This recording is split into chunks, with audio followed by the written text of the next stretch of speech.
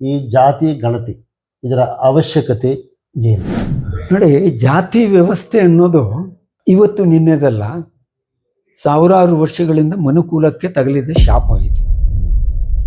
ಮನುಷ್ಯನ ಸ್ವಾರ್ಥದಿಂದಾಗಿ ಕುಲ ಕುಲ ಕುಲವೆಂದು ಹೊಡೆದಾಡದಿರಿ, ನಿಮ್ಮ ಕುಲದ ನೆಲೆ ಏನಾದರೂ ಬಲ್ಲಿರ ಅಂತ. ಒಂದೆಡೆ ನಾವು ಹೇಳ್ತೇವೆ, ಇಡೀ ಪ್ರಪಂಚದಲ್ಲಿರುವ ಮಾನವರೆಲ್ಲರೂ ಸಹೋದರರು, ಮಾನವ ಒಂದೇ, ಎಲ್ಲರೂ ಪರಮಾತ್ಮನ ಅಂಶ, ಪರಮಾತ್ಮನೇ ತಂದೆ. ಹಾಗಿದ್ರೆ ಒಂದೇ ತಂದೆ ಮಕ್ಕಳಲ್ಲೇ ಅವನು ಆ ಜಾತಿ ಇವನು ಈ ಜಾತಿ ಅಂತ ಹೇಳೋದು. ನಮಸ್ಕಾರ, ಕಾಸ್ಮಿಕ್ ಸೊಸೈಟಿ ಯೂಟ್ಯೂಬ್ ಚಾನಲ್ಗೆ ಸ್ವಾಗತ. ಬಂಧುಗಳೇ, ಈಗ ನಡೆಯುವ ಒಂದು ಪ್ರಚಲಿತ ವಿದ್ಯಮಾನಗಳಲ್ಲಿ ಜಾತಿ ಗಣತಿ ಅನ್ನೋ ಒಂದು ಮಾತು ನಡೀತಾ ಇದೆ. ಜಾತಿ ಗಣತಿ ಅವಶ್ಯಕತೆ, ಅದರ ಒಂದು ಪೋಸ್ಟ್ ಎಫೆಕ್ಟ್ಸ್ ಯಾವ ರೀತಿ ಇರಬಹುದು, ಏನಾಗಬಹುದು ಅನ್ನೋದ್ರ ಬಗ್ಗೆ ಈ ದಿನ ನಾವೊಂದು ಚರ್ಚೆ ಮಾಡೋದಕ್ಕೆ ನಮ್ಮ ಜೊತೆ ಕರ್ನಾಟಕದ ಒಂದು ಸಾಮಾಜಿಕ ಹೋರಾಟಗಾರರು, ಬರಹಗಾರರು ಇರುವಂತಹ ನಮ್ಮ ಆಚಾರ್ಯ ಗಣೇಶ್ ಭಟ್ ಅವರು ನಮ್ಮ ಜೊತೆ ಇದ್ದಾರೆ. ಬನ್ನಿ, ಅವ್ರ ಜೊತೆ ಈ ದಿನ ಒಂದಷ್ಟು ಚರ್ಚೆ ಮಾಡೋಣ. ನಮಸ್ಕಾರ. ನಮಸ್ಕಾರ. ಈಗ ಈ ಜಾತಿ ಗಣತಿ ಬಗ್ಗೆ ಒಂದಷ್ಟು ಚರ್ಚೆ ನಡೀತಿದೆ. ನಮಗೆ ಗೊತ್ತಿದೆ, ಈ ಜಾತಿಯ ವ್ಯವಸ್ಥೆ ತೆಗೀಬೇಕು ಅಂತ ಬಹಳಷ್ಟು ಒಂದು ರೆವಲ್ಯೂಷನರಿ ಕ್ರಾಂತಿಕಾರಿ ವ್ಯಕ್ತಿಗಳು ಅವರು ಬಹಳಷ್ಟು ಹೇಳಿರುವಂಥದ್ದು ನಮಗೆಲ್ಲರಿಗೂ ಗೊತ್ತಿರುವಂಥದ್ದೇ. ಕುಲ ಕುಲ ಕುಲವೆಂದು ಹೊಡೆದಾಡದಿರಿ, ನಿಮ್ಮ ಕುಲದ ನೆಲೆ ಏನಾದರೂ ಬಲ್ಲಿರ ಅಂತ. ಒಂದು ಕಡೆ ಅವ್ರ ಕುಲ ಈ ಜಾತಿ ಪದ್ಧತಿ ತೆಗಿಬೇಕು ಅಂತಿದ್ದಾಗ, ಈಗ ನಾವು ಎಂಥ ಸ್ಥಿತಿಗೆ ಬಂದಿದ್ದೀವಿ ಅಂತ ಹೇಳಿದ್ರೆ, ರಾಜ್ಯ ಸರ್ಕಾರಗಳಾಗ್ಬೋದು, ಕೇಂದ್ರ ಸರ್ಕಾರಗಳಾಗ್ಬೋದು, ಈ ಒಂದು ಜಾತಿ ಪದ್ಧತಿಯ ಒಂದು ಜಾತಿ ಗಣತಿ ಬಗ್ಗೆ ಬಹಳ ಚರ್ಚೆ ನಡೀತಾ ಇದೆ. ಹಾಗಾದರೆ ಈ ಜಾತಿ ಅನ್ನೋದು ಜಾತಿ ಜಾತಿ ಜಾತಿ ಎಲ್ಲಿಂದ ಹುಟ್ಕೊಳುತ್ತೆ? ಇದರ ಆರಿಜಿನ್ ಏನು? ನೋಡಿ, ಜಾತಿ ವ್ಯವಸ್ಥೆ ಅನ್ನೋದು ಇವತ್ತು ನಿನ್ನೆದಲ್ಲ, ಸಾವಿರಾರು ವರ್ಷಗಳಿಂದ ಮನುಕುಲಕ್ಕೆ ತಗಲಿದ ಶಾಪ ಇದು. ಮನುಷ್ಯನ ಸ್ವಾರ್ಥದಿಂದಾಗಿ ಯಾವುದೋ ಸಂದರ್ಭದಲ್ಲಿ ಪರಂಪರಾಗತವಾಗಿ ಪ್ರತಿ ಕುಟುಂಬದವರು ಯಾವುದೋ ಉದ್ಯೋಗವನ್ನು ನಡೆಸ್ಕೊಂಡು ಹೋಗ್ತಾ ಇದ್ರು. ಕೃಷಿಯವರು ಕೃಷಿಯಲ್ಲಿ, ಕುಂಬಾರಿಕೆ ಯಾವುದೊಂದು ನಡೀತಾ ಇತ್ತು. ಇದು ನಡೀತಾ ಇದ್ದಂಥ ಸಂದರ್ಭದಲ್ಲಿ ಜನ ಸ್ವಾರ್ಥಿಗಳು ಎಲ್ಲೆಲ್ಲಿ ತುಂಬಿಕೊಂಡ್ರು, ಅವರು ಒಬ್ಬರನ್ನ ಮೇಲು ಇನ್ನೊಬ್ಬರನ್ನ ಕೀಳು ಅಂತ ಮಾಡಿ ತಮ್ಮ ಲಾಭಕ್ಕೋಸ್ಕರ, ಅದು ಆರ್ಥಿಕ ಲಾಭ ಇರ್ಬೋದು, ಸಾಮಾಜಿಕ ಸ್ಥಾನಮಾನ ಇರ್ಬೋದು, ಯಾವುದೋ ಒಂದು ರೀತಿ ಲಾಭಕ್ಕೋಸ್ಕರ ಉಳಿದವರನ್ನು ತುಳಿತಾ ಬಂದರು. ಇದು ಯಾವ ರೀತಿಯಲ್ಲಿ ನಮ್ಮ ಭಾರತೀಯ ಸಮಾಜದಲ್ಲಿ ಹಾಸು ಹೊಕ್ಕಾಗಿದೆ ಅಂದರೆ, ಈ ಮೇಲು ಕೀಳುಗಳ ಭಾವನೆ ತುಂಬಿಕೊಂಡು ಕೆಲವರು ಕೀಳರಿಮೆಯಿಂದ, ಕೆಲವರು ಸುಪೀರಿಯಾರಿಟಿ ಕಾಂಪ್ಲೆಕ್ಸ್, ಇದರಿಂದ ಬಳಲ್ತಾ ಇರುವಂಥ ಒಂದು ವ್ಯವಸ್ಥೆ ನಿರ್ಮಾಣ ಆಗ್ಬಿಟ್ಟಿದೆ. ಇದನ್ನು ಹೋಗಲಾಡಿಸೋದು ಹೇಗೆ ಅನ್ನೋಕ್ಕೆ ಯೋಚನೆ ಮಾಡುವ ಬದಲು ರಾಜಕಾರಣಿಗಳು ಪುನಃ ತಮ್ಮ ಸ್ವಾರ್ಥಕ್ಕಾಗಿ ಜಾತೀಯತೆಯನ್ನು ಊರ್ಜಿತ ಇಟ್ಕೊಂಡಿದ್ದಾರೆ. ಹೇಗೆ ಅಂತ ಹೇಳಿದರೆ, ಯಾವುದೇ ಒಂದು ಸರ್ಕಾರಿ ಇದಕ್ಕೆ ನಾವು ಅರ್ಜಿ ಸಲ್ಲಿಸಬೇಕು. ಶಾಲೆಯಲ್ಲಿ ಕೂಡ ನೀವು ಮೊದಲು ಕೇಳೋದು ನಿಮ್ಮ ಜಾತಿ ಯಾವುದು. ನಾವು ಜಾತಿಯಲ್ಲಿ ನಂಬೋದಿಲ್ಲಪ್ಪ, ನಮ್ಮದು ಜಾತಿ ಇಲ್ಲ, ನಿಮ್ಮ ಮತವನ್ನು ಅಂದರೆ ರಿಲಿಜನ್ ಅಂತ ಕೇಳ್ತಾರೆ. ಆ ರಿಲಿಜನ್ನನ್ನು ನಾವು ಒಪ್ಪೋದಿಲ್ಲ ಅಂತ ನಾವು ಹೇಳ್ಬೋದು, ಆದರೆ ಆ ಕಾಲಮ್ಮು ತುಂಬಲೇಬೇಕಲ್ಲ, ಕೊನೆಗೆ ಅವ್ರು ಏನೋ ಬರ್ಕೊಳ್ತಾರೆ ಅದರಲ್ಲಿ. ಇದನ್ನು ಮೀರಿ ನಿಲ್ಲಬೇಕು. ವಾಸ್ತವದಲ್ಲಿ ನೋಡಿ, ಆನಂದ ಮಾರ್ಗ ಸಿದ್ಧಾಂತದಲ್ಲಿ ಹೇಳೋದಾದರೆ, ಯಾರು ಜಾತಿ ವ್ಯವಸ್ಥೆಯನ್ನು ಒಪ್ಕೊಳ್ತಾರೋ ಅವರು ದೇವರನ್ನು ಒಪ್ಪೋದಿಲ್ಲ ಮತ್ತು ದೈವ ವಿರೋಧಿಗಳು. ಯಾಕೆ ಅಂದರೆ, ಒಂದೆಡೆ ನಾವು ಹೇಳ್ತೇವೆ, ಇಡೀ ಪ್ರಪಂಚದಲ್ಲಿರುವ ಮಾನವರೆಲ್ಲರೂ ಸಹೋದರರು, ಮಾನವ ಒಂದೇ, ಎಲ್ಲರೂ ಪರಮಾತ್ಮನ ಅಂಶ, ಪರಮಾತ್ಮನೇ ತಂದೆ. ಹಾಗಿದ್ರೆ ಒಂದೇ ತಂದೆ ಮಕ್ಕಳಲ್ಲೇ ಅವನು ಆ ಜಾತಿ ಇವನು ಈ ಜಾತಿ ಅಂತ ಹೇಳೋದು ತಾತ್ವಿಕವಾಗಿ ಸರಿಯಲ್ಲ. ಇದರ ಅರ್ಥ ನಾವು ಅವನನ್ನ, ಪರಮಾತ್ಮನನ್ನ ನಂಬದೇ ಇರೋದು ಅಥವಾ ಅವನನ್ನು ಅಪಮಾನಿಸಿದ. ಹಾಗಿದ್ರೆ ಈಗ ಈ ಜಾತಿ ಗಣತಿ ಇದರ ಅವಶ್ಯಕತೆ ಏನು? ಯಾಕೆ ಸರ್ಕಾರಗಳು ಇದನ್ನು ಮಾಡೋದಕ್ಕೆ ಮುಂದೆ ಬರ್ತಾ ಇದೆ? ಸರ್ಕಾರಗಳ ದೃಷ್ಟಿಯಲ್ಲಿ ಸಾಮಾಜಿಕ ಆರ್ಥಿಕ ನ್ಯಾಯ ಕೊಡಬೇಕಾದ್ರೆ ಜಾತಿ ಗಣತಿ ಬೇಕು. ಕೆಲವರೆಲ್ಲ ಹಿಂದುಳಿದಿದ್ದಾರೆ, ತುಂಬ ತುಳಿಯಲ್ಪಟ್ಟಿದ್ದಾರೆ ಅಂತ ವಾಸ್ತವವೂ ಹೌದು. ಆದರೆ ಜಾತಿ ಗಣತಿಯಿಂದ ಇದನ್ನು ಸರಿಪಡಿಸ್ತೇವೆ ಅನ್ನೋದಿದೆಯಲ್ಲ, ಇದು ಇನ್ನೊಂದು ರೀತಿಯ ಒಂದು ತಪ್ಪನ್ನು ಸರಿ ಮಾಡಲಿಕ್ಕೆ ಮತ್ತೊಂದು ದೊಡ್ಡ ತಪ್ಪನ್ನು ಮಾಡುವಂಥದ್ದು. ಇತಿಹಾಸದಲ್ಲಿ ಹಲವು ತಪ್ಪುಗಳು ಘಟಿಸಿದ್ದೀವಿ ಮತ್ತು ಹೊಸ ತಪ್ಪುಗಳನ್ನು ಮಾಡಿದ್ರಿಂದ ಅದನ್ನು ಸರಿಪಡಿಸ್ಲಿಕ್ಕೆ ಆಗೋದಿಲ್ಲ. ತಾವು ಹೇಳಿದಾಗೆ ಹಿಂದೆ ಬಸವಣ್ಣಂತ ಕ್ರಾಂತಿಕಾರಿಗಳಿದ್ದು ಜಾತಿ ವ್ಯವಸ್ಥೆಯನ್ನು ತೊಡೆದಾಕ್ತೇವೆ ಅಂತ ಹೊರಟರು. ಅದೇ ಇನ್ನೊಂದು ಜಾತಿಯಾಗಿ ಮತವಾಗಿ ರೂಪುಕೊಂಡು ಬಿಡ್ತು. ಇದು ನಾವು ನೋಡ್ತಾ ಇರುವಂಥದ್ದು. ಹಾಗಿದ್ರೆ ಇದನ್ನು ಹೇಗೆ ನಾವು ಸರಿಪಡಿಸಬಹುದು? ಮೊದಲನೇದಾಗಿ ಜಾತಿಯ ಗಣತಿ ಹಿಂದೆ ಜನ ಎಲ್ಲ ಓಡ್ತಾ ಇರೋದು ಯಾಕೆ ಅಂದರೆ ಮೀಸಲಾತಿ. ಶಿಕ್ಷಣದ ರಂಗದಲ್ಲಿ ಅಥವಾ ಸರ್ಕಾರಿ ನೌಕರಿಯಲ್ಲಿ ನಮಗೆ ಮೀಸಲಾತಿ ಸಿಗ್ತದೆ, ಜಾತಿಯ ಸಂಖ್ಯೆಯಿಂದ ಅದು ಸಿಗ್ತದೆ ಅಂತ. ಮೀಸಲಾತಿ ಕೊಡೋದು ತಪ್ಪ? ಹಾಗಿದ್ರೆ ತಪ್ಪು ಅಂತಲ್ಲ, ಒಂದು ಹಂತದವರೆಗೆ ಸರಿ. ಆದರೆ ಮೀಸಲಾತಿಯ ಕಲ್ಪನೆ ಎಲ್ಲಿದೆ ಅಂದರೆ ಜಾಬ್ ಅಪಾರ್ಚುನಿಟೀಸ್, ಉದ್ಯೋಗ ಅವಕಾಶಗಳು, ಶೈಕ್ಷಣಿಕ ಅವಕಾಶಗಳು ಸೀಮಿತ ಎನ್ನುವ ದೃಷ್ಟಿಯಲ್ಲಿ ಈ ಮೀಸಲಾತಿಗಾಗಿ ಹೋರಾಟ.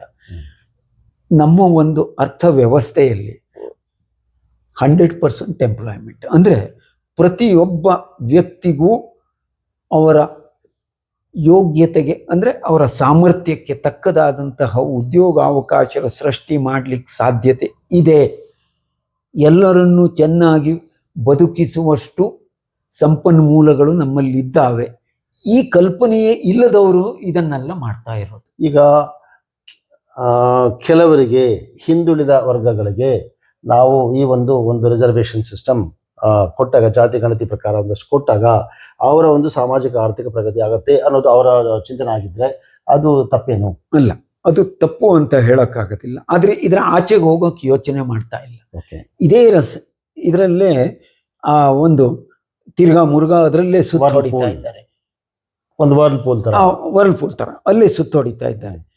ಈಗ ಮೊದಲು ಜಾತಿಗಳು ಒಂದಿಷ್ಟೊಂದು ಸಂಘಟನೆಗಳಿರಲಿಲ್ಲ. ಕಳೆದ 75 ವರ್ಷಗಳಲ್ಲಿ ನಾವು ನೋಡ್ತೇವೆ ಈ ಸಂಘಟನೆಯಲ್ಲಿ ಹೆಚ್ಚಾ ಬಂದು ಕಳೆದ 25 ವರ್ಷಗಳಲ್ಲಿ ಪ್ರತಿ ಜಾತಿ ಉಪಜಾತಿಗೆ ಒಂದೊಂದು ಸಂಘಟನೆ. ಅಂದರೆ ಜಾತೀಯತೆಯನ್ನು ತೊಡೆದು ಹಾಕುವ ಬದಲು ಮಾನವ ಸಮಾಜವನ್ನು ಒಡೆದು ಆಳುವ ಹೊಸ ಹುನ್ನಾರ ನಡೀತಾ ಇದೆ. ಜಾತಿ ಪದ್ಧತಿ ಯಾಕೆ ತೆಗಿಬೇಕು? ಜಾತಿ ಪದ್ಧತಿ ತೆಗಿಬೇಕು ಅಂದರೆ ಈ ಮೇಲು ಕೀಳೋದ್ರಿಂದ ಪ್ರತಿಯೊಬ್ಬ ವ್ಯಕ್ತಿಯು ಪ್ರಾರಂಭದಲ್ಲಿ ನಾನು ಹೇಳಿದಾಗೆ ದೈವಾಂಶ ಸಂಭೂತ. ಪ್ರತಿಯೊಬ್ಬನಲ್ಲೂ ಯಾವ ಜಾತಿಯವನು ಅನ್ನೋದು ಇಂಪಾರ್ಟೆಂಟ್ ಅಲ್ಲ. ಎಲ್ಲರಲ್ಲೂ ಪರಮಾತ್ಮನ ಅಂಶ ಇದೆ. ಪ್ರತಿಯೊಬ್ಬನಲ್ಲೂ ಆ ಪರಮ ಚೈತನ್ಯದ ಶಕ್ತಿ ಇದೆ. ಅದನ್ನು ಉದ್ದೀಪನಗೊಳಿಸುವಂತಹ ಶಿಕ್ಷಣ ಪದ್ಧತಿ ನಮಗೆ ಬೇಕು. ಅವನಲ್ಲಿ ಇರುವಂತಹ ಆ ಚೈತನ್ಯದೊಳಗಿನ ಸಂಪರ್ಕದ ಒಂದು ಕೊಂಡಿಯನ್ನು ಜಾಗೃತಗೊಳಿಸುವ, ಆ ಪ್ರಜ್ಞೆಯನ್ನು ಜಾಗೃತಗೊಳಿಸುವ ಶಿಕ್ಷಣ ನಮಗೆ ಬೇಕು. ಆ ಶಿಕ್ಷಣ ಬಂದಾಗ ಈ ಇನ್ಫೀರಿಯಾರಿಟಿ ಕಾಂಪ್ಲೆಕ್ಸ್ ಅನ್ನೋದು ಬರೋದಿಲ್ಲ. ಆರ್ಥಿಕವಾಗಿ ನೋಡಿದರೆ ಎಲ್ಲ ಜಾತಿಗಳಲ್ಲೂ ಆರ್ಥಿಕವಾಗಿ ದುರ್ಬಲರಿದ್ದಾರೆ. ನಾವು ಇಷ್ಟೆಲ್ಲ ಜಾತಿಯ ಬಗ್ಗೆ ಹೊಡೆದಾಡ್ಕೊಳ್ತೇವೆ ಜನ. ಯಾವುದೇ ಜಾತಿಯ ಒಂದು ಉದಾಹರಣೆಗಾಗಿ ಒಬ್ಬ ಲಾಯರ್ ಅಂತ ತಗೊಳ್ಳಿ, ಒಬ್ಬ ವೈದ್ಯರನ್ನು ತಗೊಳ್ಳಿ, ಯಾರಾದರೂ ತನ್ನ ಜಾತಿಯವರು ಬಂದಿದ್ದಾರಾ ಅಂತ ಕಡಿಮೆ ಫೀ ತಗೊಳ್ತಾರ, ಅಥವಾ ಅವರಲ್ಲಿ ವಕೀಲರಿದ್ದು ಅವರು ಹೊಡೆದಾಡ್ಕೊಳ್ಳದೆ ಇದ್ದಂತೆ ನೋಡ್ಕೊಳ್ತಾರ? ಯಾರಿಗೂ ಇದಿಲ್ಲ. ಸ್ವಾರ್ಥ ಬಂದಾಗ ಈ ಜಾತಿ ಎಲ್ಲ ನಗಣ್ಯ ಆಗ್ಬಿಡ್ತದೆ. ಲಾಭ ಬೇಕೋ ಆವಾಗ ಜಾತಿ ಎಲ್ಲರೂ ಹಿಡ್ಕೊಂಡು ಓಡ್ತಾರೆ. ಮಾನವ ಸಮಾಜ ಒಂದಾಗಿರ್ಬೇಕು ಅಂದರೆ ಜಾತಿ ಪದ್ಧತಿ ಹೋಗಲೇಬೇಕು. ಈಗ ಅಂತರ್ಜಾತಿ ವಿವಾಹಗಳಾಗ್ತಾ ಇದೆ, ಇಂಟರ್ ಕಾಸ್ಟ್ ಮ್ಯಾರೇಜಸ್ ಆಗ್ತಾ ಇದೆ. ಮತ್ತು ಈಗ ಅರ್ಬನ್ ಸಿಟೀಸ್ ಕಡೆ ನೋಡಿದಾಗ, ನಗರದ ಪ್ರದೇಶಗಳಲ್ಲಿ ನೋಡಿದಾಗ, ಹಳ್ಳಿಗಳಲ್ಲೂ ಸಹ ಪ್ರೇಮ ವಿವಾಹ ಆಗ್ಬೋದು, ಅಥವಾ ಒಂದು ಸೈದ್ಧಾಂತಿಕವಾಗಿ ಅಥವಾ ಒಂದು ಆರ್ಥಿಕ ಸಾಮಾಜಿಕ ಪ್ರಗತಿ ನೋಡಿಕೊಂಡು ಅಲ್ಲಿ ಕಾಸ್ಟ್ ಸಿಸ್ಟಮ್ ಇಲ್ದಿರೋನು ಬರ್ತಾ ಇರ್ಬೋದು. ಹಾಗಿದ್ದಾಗ ಈ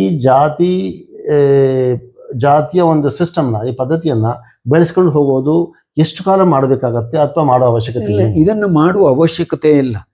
ಸರ್ಕಾರಿ ದಾಖಲೆಗಳಲ್ಲಿ ಜಾತಿಯನ್ನು ಕೇಳೋದು ಬಿಟ್ಟಿದ್ರೆ ಬಹುಶಃ ಈ ಕಳೆದ 30-40 ವರ್ಷದಲ್ಲಿ ಜಾತೀಯತೆ ಅರ್ಧಕ್ಕರ್ಧ ಹೋಗಿರ್ತಿತ್ತು. ಇವತ್ತು ಜಾತಿಯನ್ನು ಹೆಸರು ಇಟ್ಕೊಂಡು ಎಷ್ಟೆಲ್ಲ ತಮಗೆ ಅನ್ಯಾಯ ಆಗ್ತಾ ಇದೆ ಅಂತ ಯಾರೆಲ್ಲ ಹೇಳ್ತಾ ಇದ್ದಾರೋ, ಇವೆಲ್ಲ ಆ ಸ್ವಾರ್ಥದ, ಅಂದರೆ ತಾನು ಗುರುತಿಸಿಕೊಂಡ್ರೆ ತನಗಿದ್ರಲ್ಲಿ ಏನೋ ಸ್ವಾರ್ಥ ಇದೆ ಆ ಸ್ವಾರ್ಥದ ಆಚೆಗೆ ಬರಬೇಕು. ಸರ್ಕಾರಗಳು ನಿಜವಾಗ್ಲೂ ಮಾಡಬೇಕಾಗಿದ್ದು ಜಾತಿ ಗಣತಿ ಅಲ್ಲ, ಸಾಮಾಜಿಕ ಆರ್ಥಿಕ ಸಮೀಕ್ಷೆ. ನಿಜವಾಗ್ಲೂ ಯಾರು ಹಿಂದುಳಿದಿದ್ದಾರೆ. ಈ ಮೀಸಲಾತಿ ಕೊಟ್ಟಿದ್ರಿಂದ ಕೆಲವರು 3ನೇ ಪೀಳಿಗೆ 4ನೇ ಪೀಳಿಗೆ ತಗೊಳ್ತಾ ಇದ್ದಾರೆ. ಅವ್ರು ಯಾರಾದರೂ ತನ್ನ ಜಾತಿಯವನಿಗಾಗಿ ಅದನ್ನು ಬಿಟ್ಕೊಡೋದಕ್ಕೆ ತಯಾರಿದ್ದಾರಾ? ಆರ್ಥಿಕವಾಗಿ ಸಬಲರಾಗಿದ್ದಾರೆ. ಇವತ್ತು ನಾವು ನೋಡ್ತೇವೆ, ಯಾರೆಲ್ಲ ನಮ್ಮ ಕ್ರೀಮಿ ಲೇಯರ್ ಅಂತಾರಲ್ಲ, ಮೇಲ್ಮಟ್ಟದಲ್ಲಿ ಆರ್ಥಿಕವಾಗಿ ಸಬಲರಾಗಿರುವಂಥವ್ರು ಬಿಟ್ಕೊಡೋಕೆ ತಯಾರಾಗೋದಿಲ್ಲ. ಅವರು ಯಾರೂ ಬಿಟ್ಕೊಡೋಕೆ ಸಿದ್ಧರಿಲ್ಲ. ಯಾಕೆಂದರೆ ಸ್ವಾರ್ಥ, ನಾನೇ ಇರಬೇಕು ಅನ್ನೋದು. ನಿಜವಾದ ಸರ್ಕಾರ ಎನ್ನುವುದು ಇವನ್ನೆಲ್ಲ ಮೀರಿ ನಿಲ್ಲಬೇಕು ಅಂತ ಆದರೆ ಜಾತಿ ವ್ಯವಸ್ಥೆಗೆ ಮನ್ನಣೆ ಕೊಡಲೇಬಾರದು. ಆರ್ಥಿಕವಾಗಿ ಎಲ್ರಿಗೂ ಕೂಡಿ ಹೊಸ ಆರ್ಥಿಕ ನೀತಿಯನ್ನು ಅಳವಡಿಸ್ಕೊಳ್ಳೋ, ಸಾಮಾಜಿಕ ಆರ್ಥಿಕ ನೀತಿ, ಯಾರಲ್ಲಿ ಎಲ್ಲರೂ ಸಮಾನರು ಮತ್ತು ಎಲ್ಲರಿಗೂ ಆರ್ಥಿಕವಾಗಿ ಇರಲಿಕ್ಕೆ ಅವಕಾಶ. ಆರ್ಥಿಕ ಸಮಾನತೆ ಸಾಧ್ಯ ಇಲ್ಲ, ಆದರೆ ಕನಿಷ್ಠ ಅಗತ್ಯತೆ ಎಲ್ರಿಗೂ ಸಿಗುವಂತಹ ಆ ಒಂದು ಹೊಸ ಅರ್ಥ ವ್ಯವಸ್ಥೆಯನ್ನು ನಾವು ಅಳವಡಿಸ್ಕೊಂಡ್ರೆ ಅಂದಾಗೆ ಹಾಗಿದ್ರೆ ಈ ಜಾತಿ ವ್ಯವಸ್ಥೆಯನ್ನು ತೆಗೆಯೋದು ಹೇಗೆ ಸಾಧ್ಯವೇ? ಜಾತಿ ವ್ಯವಸ್ಥೆ ತೆಗೆಯೋಕೆ ಸಾಧ್ಯನೇ, ಖಂಡಿತಕ್ಕೂ ಸಾಧ್ಯ ಇದೆ. ತಾವು ಹೇಳಿ ಅಂತರ್ಜಾತೀಯ ವಿವಾಹ, ಮೊದಲನೇದಾಗಿ ಕೇಳೋದು ಬಿಟ್ಬಿಡಿ ನೀವು ಯಾವ ಜಾತಿ ಅಂತ.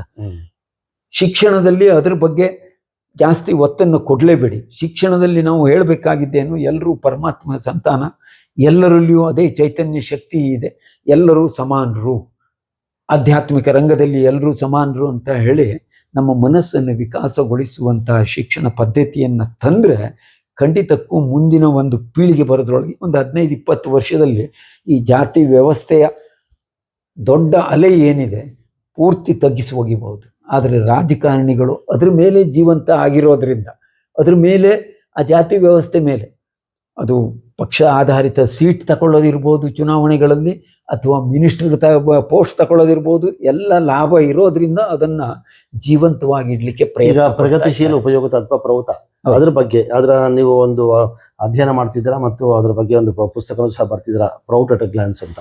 ಸೊ ಅದ್ರ ಪ್ರಕಾರ ಒಂದು 2 ಸಂಕ್ಷಿಪ್ತ ಪದಗಳಲ್ಲಿ ಈ ಜಾತಿ ವ್ಯವಸ್ಥೆ ತೆಗಿಬೇಕಾದ್ರೆ ಹೇಗೆ ಸಾಧ್ಯತೆ ಇದೆ? ಜಾತಿ ಪದ್ಧತಿಯಲ್ಲಿ ಸಮರ್ಪಕವಾದ ಶಿಕ್ಷಣ ಮತ್ತು ಒಂದು ಪ್ರೌತದ ಅನುಷ್ಠಾನ.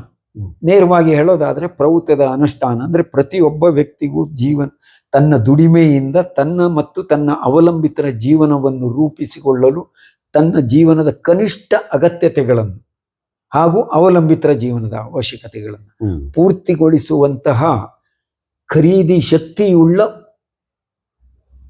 ಆದಾಯ ಅವರಿಗೆ ಸಿಗುವಂತಹ ವ್ಯವಸ್ಥೆ ಖಂಡಿತಕ್ಕೂ ಸಾಧ್ಯತೆ ಇದೆ. ಪ್ರೌತ ಅದನ್ನೇ ಹೇಳುತ್ತೆ. ಅನುಷ್ಠಾನಗೊಳಿಸಿದ್ರೆ ಜಾಸ್ತಿ ವ್ಯವಸ್ಥೆ ಅನ್ನೋದು ಇರೋದೇ ಇಲ್ಲ, ಅದಕ್ಕೆ ಸಮಯ ತಗಲುತ್ತೆ. ಆದರೆ ಜನ ಕ್ರಾಂತಿಕಾರಿಗಳಾಗಬೇಕು. ಕೆಲವರು ಇವತ್ತು ನಾವು ಇಷ್ಟೇ ಮಾತಾಡಿದ್ದು ಜಾತಿ ವ್ಯವಸ್ಥೆಯ ಬೆಂಬಲಿಗರೆ, ಬಹುಶಃ ಅವರಲ್ಲಿ ಇವತ್ತು ಉರಿ ಬೀಳ್ತದೆ, ಜಾತಿ ಬೇಡ ಅಂತಾರೆ ಇವ್ರು ಯಾರೋ ಇದರ ವಿರೋಧಿಗಳು ಅಂತ. ಹೇಳ್ಕೊಳ್ಳಿ ಬಿಡಿ, ವಾಸ್ತವವನ್ನು ನಾವು ಹೇಳಲೇಬೇಕು. ಧನ್ಯವಾದಗಳು, ನಮಸ್ಕಾರ. ವೀಕ್ಷಕರೇ, ಈ ಒಂದು ಜಾತಿ ಪದ್ಧತಿಯ ಬಗ್ಗೆ ನಮ್ಮಲ್ಲಿ ಒಂದು ಕ್ರಾಂತಿ ಹುಟ್ಟಬೇಕು. ಕ್ರಾಂತಿ ಅಂದಾಗ ನಾವು ಯಾವುದೇ ಜಾತಿ ಇಂಥ ಜಾತಿ ಅಂತ ಜಾತಿ ಇಂಥ ಅದಕ್ಕೆ ಒಂದು ಅಟ್ಯಾಚ್ ಆಗ್ದಿರ ಒಂದು ಸಾಮಾಜಿಕ ಆರ್ಥಿಕ ಸುವ್ಯವಸ್ಥೆಯಲ್ಲಿ ಪ್ರತಿಯೊಬ್ಬರಿಗೂ ಸಹ ಅವ್ರಿಗೊಂದು ಕನಿಷ್ಠ ಒಂದು ಮಿನಿಮಮ್ ರಿಕ್ವೈರ್ಮೆಂಟ್ಸ್ ಅಂತ ಹೇಳ್ತೀವಲ್ಲ, ಕನಿಷ್ಠ ಅವಶ್ಯಕ ವಸ್ತುಗಳು ಸಿಗೋ ರೀತಿ ಮಾಡುವಂಥದ್ದು. ಮತ್ತು ಒಂದು ಜಾತಿ ಮತ ಭೇದ ಭಾವಗಳಿಂದ ಹೊರಗಡೆ ಬಂದು ನಾವೆಲ್ಲ ಒಂದು ಸರ್ವಮಾನವ ಸೌಭ್ರಾತೃತ್ವ, ನಾವೆಲ್ಲ ಅಣ್ಣ ತಮ್ಮಂದಿರು ಅಕ್ಕ ತಂಗಿರು ಒಂದು ವಿಶ್ವ ಕುಟುಂಬ ಅನ್ನೋ ರೀತಿ, ಆ ರೀತಿ ಭಾವನೆಯಿಂದ ಮಾಡೋದು ಒಂದು ಉತ್ತಮವಾದ ಸಮಾಜ ನಿರ್ಮಾಣ ಮಾಡೋಕ್ಕಾಗತ್ತೆ. ಮತ್ತು ಸಮಾಜದಲ್ಲಿ ಒಳ್ಳೆಯ ಸಾಮರಸ್ಯ ಚೆನ್ನಾಗಿ ಬೆಳೆಯುತ್ತೆ ಅನ್ನೋ ಭಾವನೆಯಿಂದ ಈ ಒಂದು ಎಪಿಸೋಡ್ ತಮ್ಮ ಮುಂದೆ ಈ ಸಂಚಿಕೆ ತಮ್ಮ ಮುಂದೆ ತಂದಿದ್ದೀವಿ. ಇದೇ ರೀತಿ ತಮ್ಮ ಗಮನದಲ್ಲಿ ಯಾವುದೇ ಇಂಥ ಪ್ರಶ್ನೆಗಳು, ಇಂಥ ಒಂದು ಪ್ರಚಲಿತಮಾನವಾದ ಪ್ರಶ್ನೆಗಳು ನಿಮ್ಮ ಮುಂದೆ ಬಂದಾಗ, ವಿಷಯಗಳು ಬಂದಾಗ ನಮಗೆ ನಮ್ಮ ಕಮೆಂಟ್ ಬಾಕ್ಸಲ್ಲಿ ತಿಳಿಸಿ. ತಮ್ಮ ಮುಂದೆ ಒಂದಷ್ಟು ವಿಷಯ ತರಿಸೋದಕ್ಕೆ ಪ್ರಯತ್ನ ಮಾಡ್ತೀವಿ. ಕಾಸ್ಮಿಕ್ ಸೊಸೈಟಿ ಯೂಟ್ಯೂಬ್ ಚಾನಲ್ ಜೊತೆ ಸದಾ ನೀವು ಇರ್ತೀರಾ ಅಂತ ಒಂದು ಭಾವನೆಯಿಂದ ನಮಸ್ಕಾರಗಳು, ಧನ್ಯವಾದ.